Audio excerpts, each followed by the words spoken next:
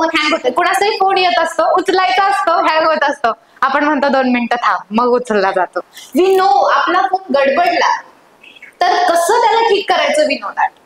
म्हणजे त्याला आपल्याला त्याची नस ना नस माहिती असते फोनची, बरोबर ना. व्हॉट्सअप चालत नाहीये, कसं कुठं प्ले स्टोअर मध्ये जाऊन आपण कसं अपडेट करेल, पटकन विदिन अ सेकंड त्या सगळ्या गोष्टी होतात. इतकं फास्ट आपल्याला माहितीये की गडबडलंय तर ठीक कसं करायचं. नाव मी टेल मी, किती वर्षाचे आहेत बाळांनो तुम्ही? 20, 90, 20, 80. गेले 18 वर्ष झालं जी फिजिकल बॉडी तुम्ही वापरताय ती कशी चालते तुम्हाला माहितीये का? सिंपल प्रश्न आहे माझा, फोन कसा चालतो यू नो. गेले 18 वर्ष झालं जी फिजिकल बॉडी तुम्ही वापरताय ती हँग झाल्यावर काय करायचं, रिस्पॉन्स काय, कुठं जाऊन अपडेट करतात, ब्लॉक झाल्यानंतर काय करायचं, व्हॉट इज द रिस्पॉन्स. अचानक रडू यायला लागलंय, काय करायचं, व्हॉट इज द रिस्पॉन्स, कुठे जाऊन अपडेट करायचं, कुठे कसं स्विच ऑफ करायचं. प्रॉब्लेम हा नाहीये की आपल्या लाईफ मध्ये प्रॉब्लेम आहे, प्रॉब्लेम हा आहे की आपल्याला माहिती नाहीये ते मॅनेज कसं करायचं. नाहीतर या जगामध्ये प्रत्येक प्रश्नाचं उत्तर आहे. प्रॉब्लेम आहे की आपण एवढ्या दिवस झालं ही सगळी बॉडी घेऊन चालतोय, फिरतोय, सगळं एकदम करतोय, बट माहितीच नाहीये बेसिक याचं. बॉडीचंच बेसिक माहित नाही की विचार कुठून येतात, कसे मॅनेज होतात. बरं मॅनेजेबल आहेत का? आहेत की, केलंय लोकांनी, कितीतरी मोठे प्रॉब्लेम सॉल्व्ह केलेले आहेत, कितीतरी मोठी माणसं डिप्रेशन मधून जाऊन बाहेर आलेली आहेत. म्हणजे ह्याच्यावर सोल्युशन आहे की, पण आपल्याला माहिती नाहीये की काय सोल्युशन आहे, कारण आपल्याला अवेअरनेस नाहीये. अवेअरनेस का नाहीये? ह्या एन्व्हायरमेंट मधून कसा येणार आहे अवेअरनेस? असं वातावरणच नाहीये की जिथं मानसिक आरोग्यावरती बोललं जातं. मग आता केलं काय पाहिजे? तर पहिल्यांदा आपली सिस्टीम लक्षात घेतली पाहिजे की आपल्या बॉडीला आपला मेंदू हँडल करतो, आपल्या मेंदूला आपलं मन हँडल करतं, माइंड. आपल्या मनाला आपले विचार हँडल करतात. विचार डोक्यात, मनात काय आलं विचार, कुठे गेला, मेंदूकडे गेला मनातून, मेंदूने काय केलं, लगेच बॉडी मूव्ह, बरोबर ना. बरं विचार आला कुठून, तर एन्व्हायरमेंट मधून आला. तुमचं आता सध्या जे काय चाललेलं आहे, what ever it going on, it is just because of your environment.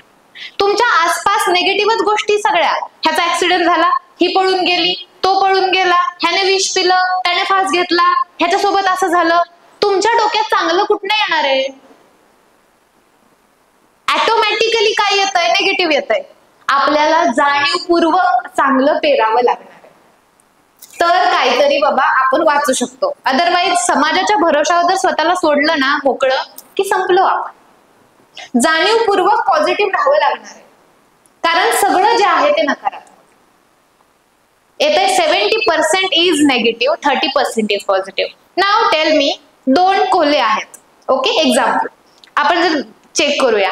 2 Kolhe आहेत, एक खूप पॉझिटिव्ह छान मस्त आहे आणि एक खूप नेगेटिव्ह क्रूर आणि वाईट आहे. दोघांमध्ये फाईट लावली, हु विल विन? टेल मी, किती जणांना वाटतं नेगेटिव्ह जिंकेल? करा हातवर, प्रामाणिकपणे हातवर करायचा. किती जणांना वाटतं की नेगेटिव्ह जिंकेल, क्रूर आहे, वाईट आहे? किती जणांना वाटतं? हात वरती करा. ज्यांना वाटतं नेगेटिव्ह जिंकेल हात वर करा, प्रामाणिक गर्ल्स, खरंच करा. I want to know your mentality. ज्यांना वाटतं नेगेटिव्ह जिंकेल त्यांनी कुठंतरी ऐकलेलं असतं सत्याची दुनिया राहिलेली नाहीये, बरोबर. दुनिया सत्याची, चांगल्याची नाही. किती जणांना वाटतं पॉझिटिव्ह जिंकेल? आता ते मधले तुम्हाला काय वाटतं? मग सेम आलं पाहिजे ना. तुम्हाला काय वाटतं?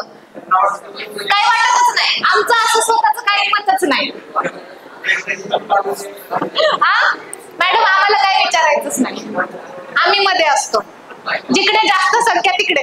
म्हणजे आज मॅच आहे, जो जिंकेल त्याच्या. किती जणांना वाटतं पॉझिटिव्ह जिंकेल? प्रामाणिकपणे हात वरती करा. ऍक्सेप्टन्स पाहिजे ना. हा मला वाटतं, खोटं का असेल पण वाटतं मला, ओके. कारण तुम्ही कुठेतरी ऐकलेलं असेल शेवटी सत्याचाच विजय होतो. पण माझ्या बाळांनो, लावली आपण फाईट. फाईट साठी पॉझिटिव्ह आणि निगेटिव्ह गोष्टी मॅटर करत नाहीत. Matters is power. ज्या कोल्ह्यामध्ये जास्त पॉवर आहे तो जिंकणार. समजा पॉझिटिव्ह आहे, त्याला 3-4 दिवस खायलाच दिलं नाही, कसा जिंकेल? समजा नेगेटिव्ह आहे, त्याला 3-4 दिवस खायला दिलं, कसं जिंकेल? कोण जिंकतं? ज्याच्याकडे जास्त पॉवर आहे.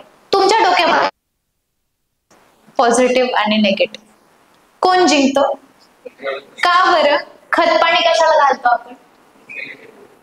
म्हणजे 10 वेळेस असा विचार करणार, नाही गेलं पाहिजे, नाही गेलं पाहिजे, नाही गेलं पाहिजे, नाही गेलं पाहिजे, एकदा वाटणार केलं पाहिजे, मग नाही होत. काय झालं? सो आपण पॉझिटिव्ह नेगेटिव्हिटी बायस आहे असं म्हणते मी, कायम खूप येत असते, सतत आपण नेगेटिव्ह झोन मध्ये असतो. पॉझिटिव्हिटी चूज करावी लागते. तुम्हाला 10 वेळा वाटणार एखादी गोष्ट नाही करायची आणि एकदाच वाटणारे करायची, त्यावेळेस you have to take action. तुम्ही किती फास्ट ऍक्शन घेताय ह्याच्यावर डिपेंड आहे की पुढच्या गोष्टी कशा, ह्या गोष्टीवरती डिपेंड आहे. तो सर्टनली कॉन्सन्ट्रेशनच्या बाबतीत मला खूप सारे म्हणतात की मॅडम माझं कॉन्सन्ट्रेशनचा प्रॉब्लेम किंवा माझं लक्ष लागत नाही. पहिली एक गोष्ट असते की तुमचं आयुष्याचं निशच तुम्हाला माहिती नाही, तुम्हाला करायचंय काय.